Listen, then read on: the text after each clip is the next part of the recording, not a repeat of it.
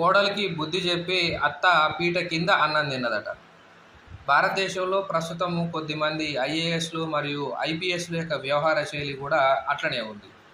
ఎందుకు ఈ విషయం చెప్పాల్సి వచ్చిందంటే, ఛత్తీస్గఢ్ క్యాడర్కి చెందినటువంటి ట్రైనీ ఐపీఎస్ రాహుల్ బన్సాల్ అనేటువంటి అధికారి ₹1,00,00,000 లంచం తీసుకున్నటువంటి ఆరోపణలతోటి బాధితులు ఢిల్లీలో సిబిఐ కోర్టులో కంప్లైంట్ చేయడం జరిగింది.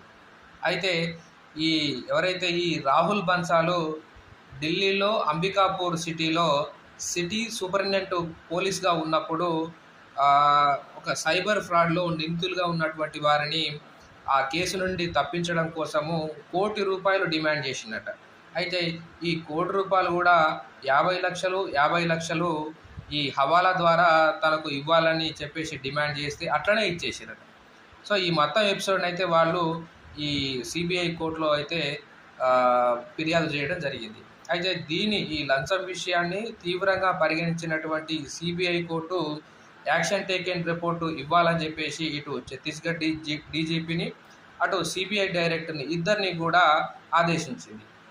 అయితే ప్రస్తుతము మనం గొప్ప గొప్ప హోదాలో ఉన్నటువంటి వ్యక్తులు చెప్పేటువంటి పనులకు చేసేటువంటి పనులకు పొంతన లేకుండా ఉంటుందని చెప్పడానికి ఇది ఒక ఉదాహరణ చెప్పవచ్చు.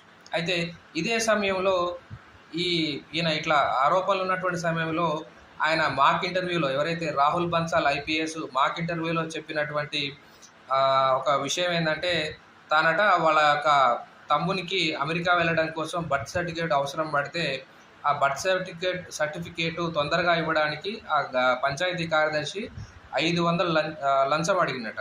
సో ఆ లంచం ఇవ్వడానికి ఆయనకు చాలా ఇబ్బంది అనిపించిందట, మనసు ఒప్పుకోలేదట. సో ఆయన అనుకున్నట్టు అప్పుడు నేను అవినీతి అనేటువంటి సమాజాన్ని నిర్మించాలని చెప్పేసి ఆయన అనుకున్నాడట. ఈ విషయాన్ని ఆయన ఇంటర్వ్యూలో చెప్పాడు. అయితే దీని ద్వారా ఏమవుతుందంటే, ఈ యూపీఎస్సికి ఉన్నటువంటి విలువ రోజు రోజుకు దిగజారిపోతుందని కూడా మనం ఒకసారి అనుకోవచ్చు.